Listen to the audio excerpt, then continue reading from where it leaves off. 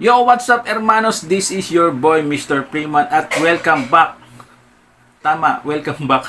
Ang tagal nating nawala. Well, anyways mga hermanos, meron po ako sa inyong bad news.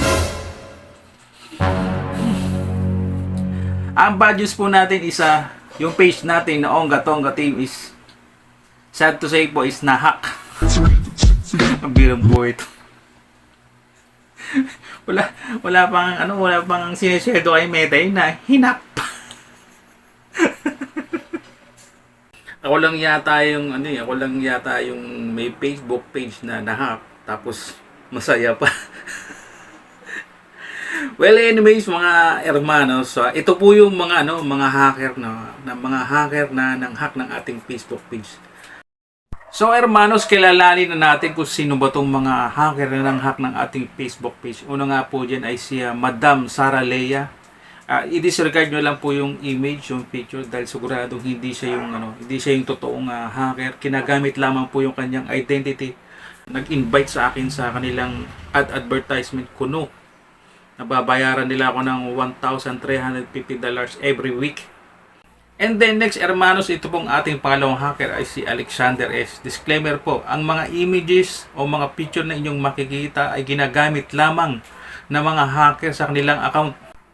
Pagkatapos nga pong mahack ng ating Facebook page, ito pong si Alexander S. ay nag-iwan ng kanyang mensahe na nagsasabing ibabalik lamang niya ako sa pagiging admin sa aking Facebook page kung ibibigay ko sa kanya ang aking Facebook revenue o yung payout na tinatawag sa ating mga video contents. No.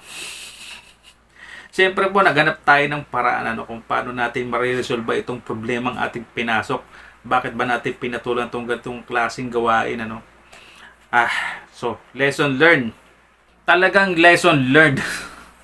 Sana ay magsilbi itong babala, warning dun sa mga katulad ko na nag-uumpisa pa lamang ng career dito sa social media.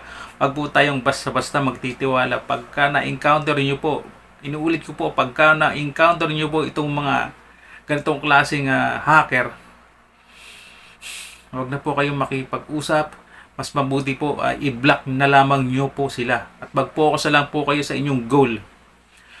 At hindi ko na po masyadong pahabain pa itong videos nito at sa susunod po na aking video sa inyo pong abangan kung paano ko po binawi yung ating Facebook page na Ongga Tongga Team sa mga hacker na ito. At paano ko sa kanila i-prenob na wala pong kakwenta-kwenta yung ginagawa nila na pang panlalamang sa kapwa na lumalaban ng parehas.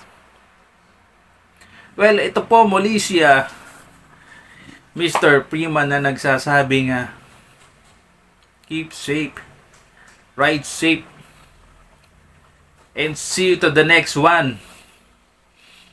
Bye-bye!